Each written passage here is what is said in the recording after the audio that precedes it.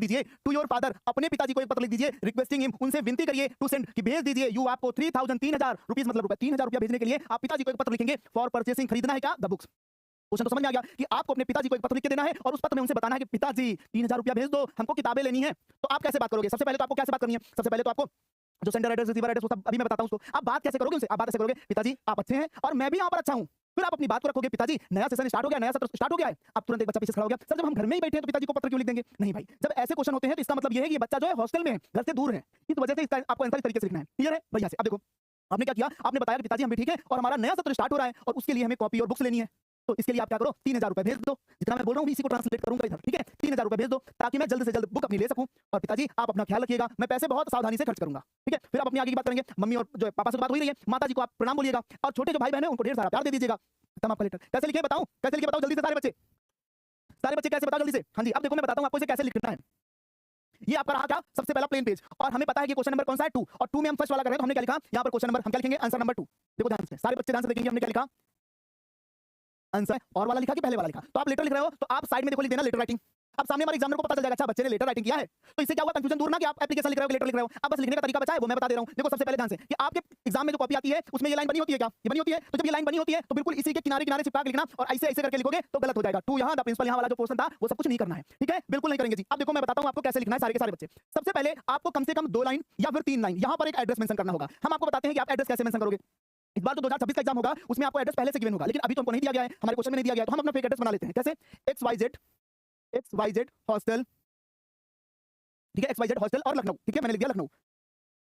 अब आपके पास यहाँ पर मौका है कि भाई आप यहाँ पर कोई भी अपना एरिया लिख सकते हो, इसकी कोई पाबंदी नहीं कि आप लखनऊ की जगह लखनऊ लिखो। आप कानपुर, प्रयागराज, मथुरा जो भी है आपका जैसा भी है आप लिख दीजिएगा, इसमें कोई पाबंदी नहीं, ठीक है? हाँ आगरा में हो तो भाई आगरा लिख दीजिएगा। ओके ओके बच्चा। अब उसके बाद क्या करेंगे, देखो यहाँ पर एक लाइन को छोड़ दे रहे हैं। अब एक लाइन छोड़ने के बाद अगली लाइन पे आएंगे, यहाँ पर बच्चा डेट मेंशन करेंगे बट ये डेट वर्ड यूज नहीं करेंगे। तो हम डेट कैसे लिखेंगे? जैसे कि हमारा एग्जाम है 23 को, तो हमने लिखा 23 फरवरी, ठीक है? और भाई यहाँ पर इस जगह पर कॉमा जरूर लगाइएगा, अगर कॉमा नहीं लगाओगे तो गलती मानी जाएगी। और उसके बाद हमें पता है कि हम 2026 में एग्जाम दे रहे हैं तो इसलिए मैंने यहाँ लिख दिया 2026। बताओ इतनी बात समझ में आ गई सभी को? अच्छा जहां जहां आपको समझ में आता जाए बीच बीच में बेस्ते रहा करिए, ठीक है? बेस्ते रहा करिए। ओके देखो बच्चा रोने लगा, सर जौनपुर के हैं, उन्नाव के हैं, कानपुर के, तो क्या लिखें? जहां के हो वही लिख देना। अब नहीं बोलना, जहां के हो वही लिख देना और अगर क्वेश्चन पेपर में जो एड्रेस दे दिया जाए तो फिर वही लिखना। अब कंफ्यूजन दूर हो गई ना? अब देखो आगे। अब हम बात कर रहे हैं पिताजी से, तो मैंने यहाँ लिखा डियर फादर। क्या लिखा भाई? डियर फादर, प्यारे पिताजी, फिर कॉमा लगा दीजिए, एक लाइन फिर छोड़ दीजिए। देखो यहाँ एक लाइन छोड़ी मैंने, यहाँ एक लाइन छोड़ी मैंने, यहाँ एक लाइन छोड़ी। अब यहाँ पर हम पापा से पूरे उसमें बात करेंगे। कैसे बात करेंगे? देखो भाई हमने यहाँ कॉमा लगाया और कॉमा लगा के पिताजी से बात करेंगे। पिताजी से हम कैसे बात करेंगे? पिताजी आप कैसे हैं? या आप ये कह सकते हैं आई होप दैट, मैं उम्मीद करता हूं, मैं आशा करता हूं कि आप अच्छे होंगे, स्वस्थ होंगे। ऐसे करोगे ना? देखो कैसे लिखूं, I hope that dear father. हम बिल्कुल ये सीक्वेंस में लिख रहे हैं, ये मत सोचना मैंने इसको इधर किसका लिखा, बिल्कुल नहीं किया है। मैंने लिखा है आई होप दैट, मैं आशा करता हूं या मैं आशा करती हूं। दैट का मतलब होता है कि यू मतलब आप, यू मतलब आप, you will be happy and fine, ठीक है जी? हाँ जी ठीक है। अब यहाँ पर मैंने फुल स्टॉप लगा दिया, इसको समझा देते हैं क्योंकि हमारा बच्चा अगर करेगा तो पूरी तरीके से कर लेगा, ठीक है? हाँ जी एक बच्चे का क्वेश्चन आ रहा है, क्या कह रहा है सर अगर XYZ की जगह लिख दे तो हाँ लिख देना, कम से कम 70 में 7000 नंबर मिलेंगे, ठीक है? कर देना, ठीक है? कर देना। देखो इधर आई hope that you will be happy and fine, मैं उम्मीद करता हूं, आशा करता हूं कि यू विल बी हैप्पी, आप खुश होंगे और अच्छे होंगे। अब हम अपनी बात करते हैं कि मैं भी अच्छा हूंगा, तो I am also happy here, I am also happy here. चलो एक पहले काम और कर लेते हैं, नहीं तो फिर हमारा बच्चा तुरंत कहेगा अच्छा हाँ हाँ सर, ठीक है? उसके बाद हम देखो फिर क्या करते हैं कि हमने क्या किया, यहाँ पर सबसे पहले मार्जिन लाइन बना लिया, ठीक है? हमने यहाँ पर मार्जिन का लाइन बना लिया और मार्जिन का लाइन जब बना लिया तो हमने क्या किया, ठीक है? मार्जिन इसलिए मैंने मार्जिन लाइन बना दिया कि अगर आप लिख रहे हो तो उसके पीछे उधर न जाए। तो हमने लिखा I am also happy here मतलब यहाँ, ठीक है? अब यहाँ पर हमने क्या लगा दिया, फुल स्टॉप लगा दिया। बताओ इतनी बात समझ में आ गई? अब उसके बाद अब आप बताओगे कि पिताजी नया सत्र स्टार्ट हो गया है, तो हम कहेंगे my new session has started. हम क्या लिखेंगे? My new session has started. तो हम क्या लिखा मैंने? My new session has started, मेरा नया सत्र शुरू हो गया है। और आगे क्या लिखेंगे? सो इसलिए I need to purchase new books and notebooks, ठीक है? अब देखो इसको क्या बोलते हैं समझाते हैं। हमने लिखा कि my new session has started, मेरा नया सत्र शुरू हो गया है, सो इसलिए आई नीड, मुझे आवश्यकता है टू परचेज, खरीदने की, न्यू बुक्स, नई किताबें, एंड नोटबुक और कॉपियां, नई किताबें और नई कॉपियां खरीदने की जरूरत है। हमने अपनी बात लिख दी। अब इसके लिए आप क्या चाहते हो? इसके लिए आप चाहते हो कि आपके पिताजी पैसे भेज दें, तो अब आप क्या लिखोगे? ठीक है? सो इसलिए please send me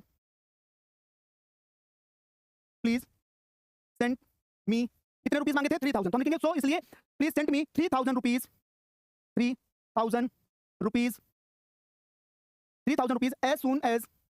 as soon as possible। और फुल स्टॉप। बताओ इतनी बात समझ में आ गई? सो इसलिए प्लीज मतलब कृपया सेंड मतलब भेज दीजिए, मी मतलब मुझे 3000 रुपीज 3000 रुपया एज सून एज पॉसिबल, जितनी जल्दी हो सके, इसलिए मुझे जितनी जल्दी हो सके रुपया भेज दीजिए। बताओ समझ में आ गया सभी को अच्छे से? हाँ ओके सर, रिसीविंग एड्रेस नहीं लिखना होता है, हाँ बताते हैं, ये भी आपको बताते हैं। एप्लीकेशन करा दीजिए, इसके बाद एप्लीकेशन भी कराऊंगा, दोनों कराऊंगा। मुझे पता था कि आप लोग रोने लगोगे सर आप लेटर करा दे रहे हो, एप्लीकेशन दोनों कराऊंगा। जो मनो एग्जाम में फिर वो करके आइएगा। जब आप कभी भी ऐसा एड्रेस लिखते हैं जिसे हम क्या बोलते हैं, इनफॉर्मल, यानी कि जो दोस्त को दिए जाते हैं, अपने जो घर में पेरेंट्स होते हैं तक पहुंचाए जाते हैं, या रिलेटिव्स को दिए जाते हैं, उसमें हम ये वाला एड्रेस नहीं लिखते हैं। क्यों? रीजन क्या है? क्योंकि हम उन्हें बहुत अच्छे से जानते हैं। तो जब डियर फादर लिखोगे यही से बात, क्योंकि डियर शब्द हम किसके लिए यूज करते हैं? जिनको हम बहुत अच्छे से जानते हैं। जैसे मैं बोलता हूं डियर स्टूडेंट, ठीक है, डियर स्टूडेंट, तो हम यहाँ पर इसका एड्रेस नहीं लिखेंगे। बताओ बात क्लियर हो गई? अब इसके आगे देखो, अब इसके आगे देखो, और इसमें कभी भी हमारा जो इनफॉर्मल लेटर होता है उसमें सब्जेक्ट नहीं लिखा जाता है। ये भी काम की बात है, सुन लीजिएगा, ठीक है? अब देखो ध्यान से, स्पेंट, I spent money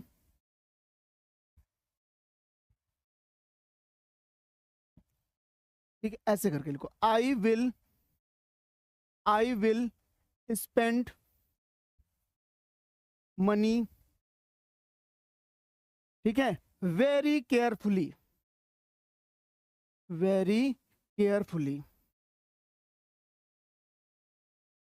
ठीक है। अब देखो हमारा इतना काम हो गया कंप्लीट।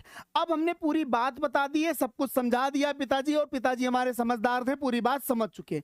अब हम आगे कदम रखते हैं। तो हमारा तो वैसे तो आपके एग्जाम में जो कॉपी आती है उसमें आप एक ही पेज में पूरा कर सकते हो, कोई दिक्कत नहीं होगी। लेकिन भाई यहाँ पर कॉपी में नहीं हो रहा है, इसके लिए हमको आगे कॉपी पर आना पड़ेगा। तो जब हम आगे कॉपी में आते हैं तो अब देखो हमने पूरी बात बता दी, ठीक है। अब हमने पैसे भी बता दिए कि 3000 रुपए की जरूरत है, आप भेज दो, मैंने ये भी लिख दिया। अब हम करेंगे मम्मी को प्रणाम, तो भाई हम क्या लिखेंगे? Convey, convey, convey my regards, convey my regards to mother, and lots of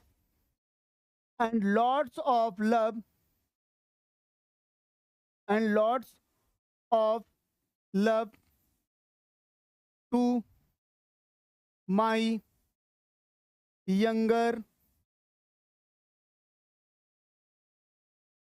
brother and sister,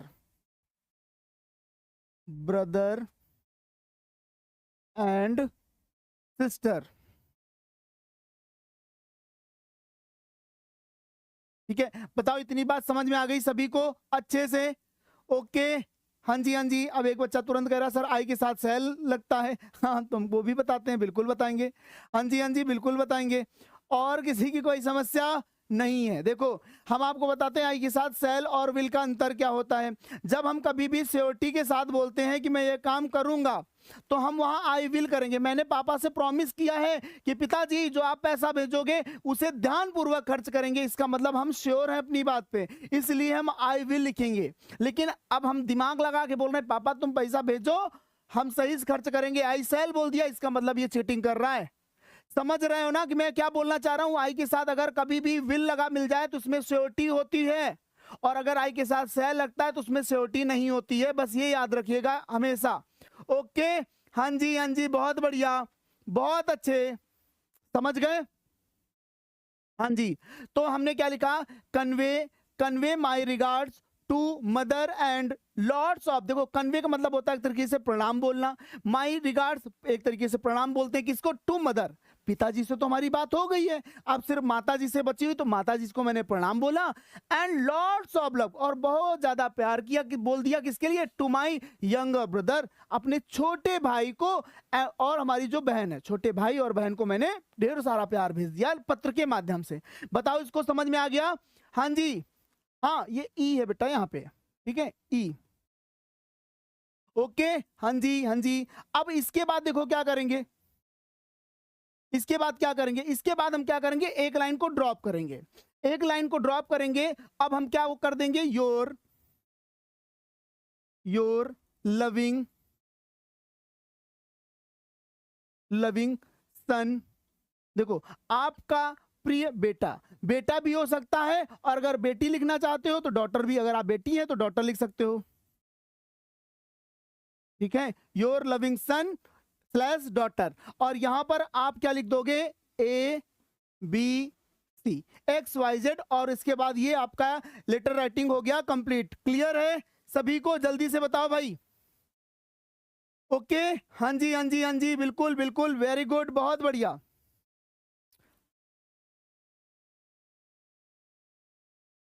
okay, अब देखो हमने क्या किया, इतना तो हो गया, इतना तो हो गया।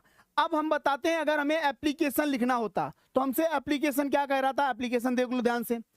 Right an application to the principal of your college requesting him या her to issue a transfer certificate as your father has been transfer. अच्छा, आपके पिताजी ट्रांसफर हो गया, मतलब पिताजी कहीं रहते हैं और पिताजी का कहीं ट्रांसफर हो गया, तो उसके लिए आपको एक एप्लीकेशन लिखना है प्रिंसिपल को। तो हम उसे कैसे लिखते हैं, सारे बच्चे मिल करके सीखने का, हाँ बिल्कुल सीखेंगे। देखो भाई एप्लीकेशन कैसे लिखते हैं, सारे के सारे बच्चे सीखने के लिए रेडी हैं।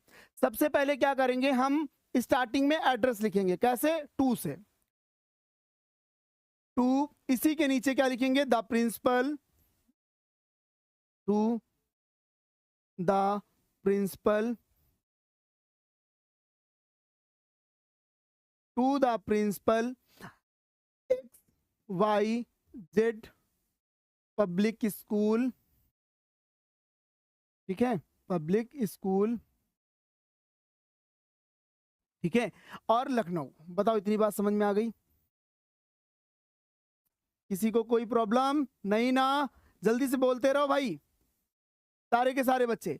टू द प्रिंसिपल, यहां कॉमा लगाइएगा, इस पे कॉमा लगाइएगा, ऐसे लिख दीजिएगा। बताओ इतनी बात समझ में आ गई सभी को कि हम एप्लीकेशन कैसे लिखेंगे, to the principal XYZ public school Lucknow, ठीक है, लखनऊ। क्लियर है? हाँ जी हाँ जी हाँ जी, वाह बहुत बढ़िया। इंपॉर्टेंट सेंट्रल आइडिया, अभी आपको एक छोटा सा वीडियो मिलेगा, सारे बच्चे उसको देख लेंगे। इंपॉर्टेंट सेंट्रल आइडिया कंप्लीट दे दिया गया है, वो भी आपको, वो भी मिल गया है, ठीक है।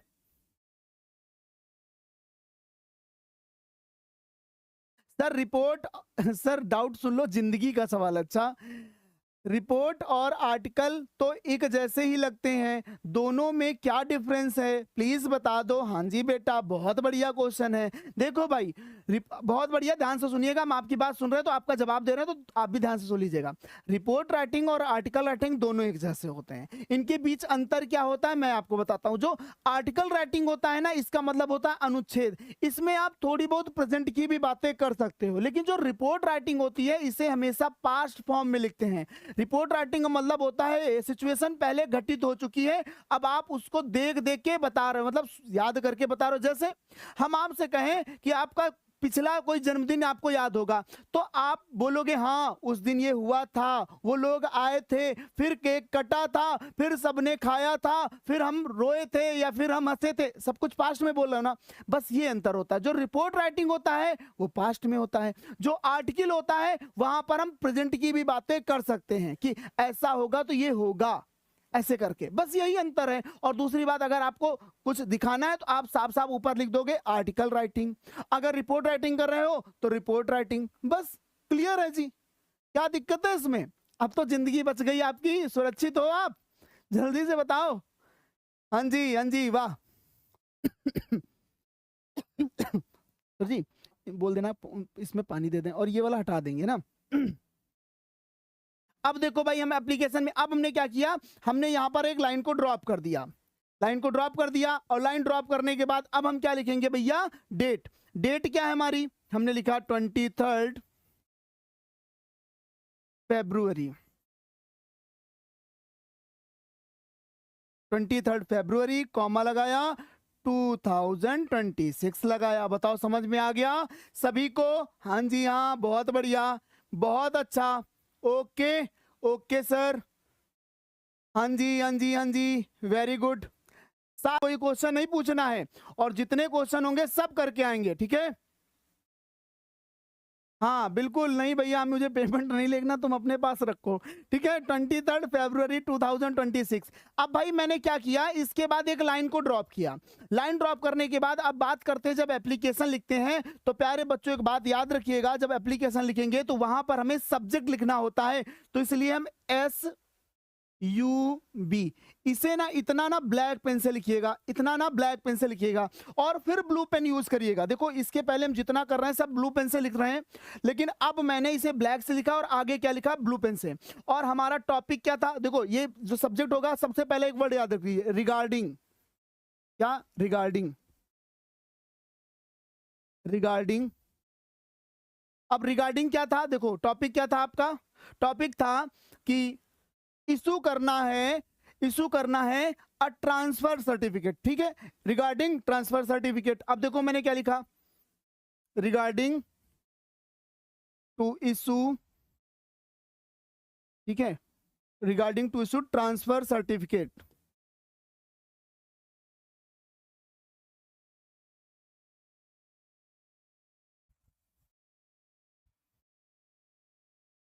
ये ठीक है, रिगार्डिंग टू ट्रांसफर सर्टिफिकेट। अब हमने क्या किया, हमने अपना सब्जेक्ट मेंशन कर दिया। अब हम इसके बाद फिर से एक लाइन छोड़ेंगे और यहां लिखेंगे रिस्पेक्टेड,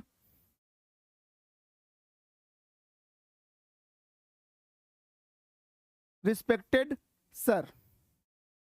हाँ मैडम है तो मैडम भी लिख दीजिएगा, कोई दिक्कत नहीं। और उसके बाद हम एक लाइन फिर छोड़ेंगे और उसके बाद ना पूरा हुआ लिखते चले जाएंगे। देखो ध्यान से पूरा लिखते हुए चले जाएंगे कि हमारे पास क्या है, यहाँ पर हिम और हर दोनों है, तो इसलिए हम पूरा का पूरा वहां से लिख देंगे, ठीक है। अच्छे से देखो हमने लिखा regard to issue transfer certificate, और यहाँ देखो यहाँ पर फुल स्टॉप कॉमा कुछ मत लगाइएगा, ठीक है, रिगार्डिंग सर्टिफिकेट,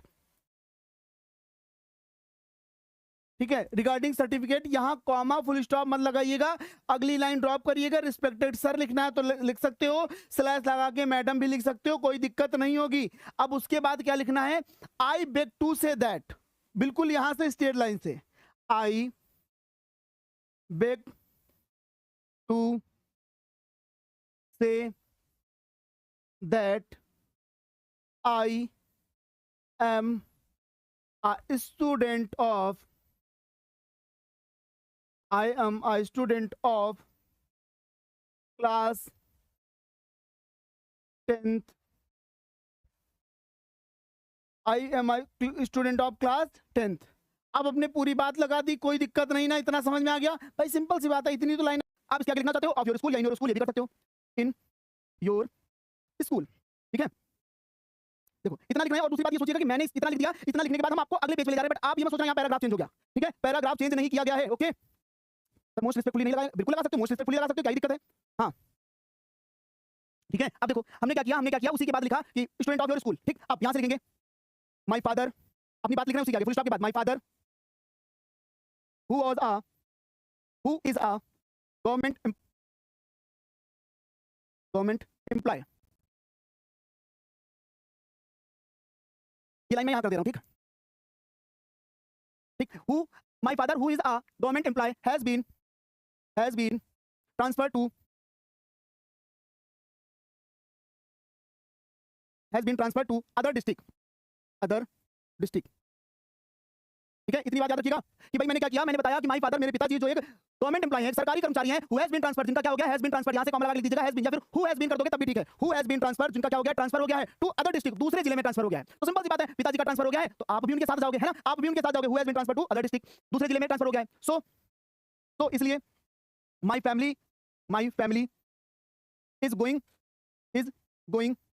विद हिम, तो इसलिए मेरा परिवार उनके साथ जा रहा है, मतलब हम सब उनके साथ जा रहे हैं। फिर आप अपनी बात कहोगे क्या, सो आई रिक्वेस्ट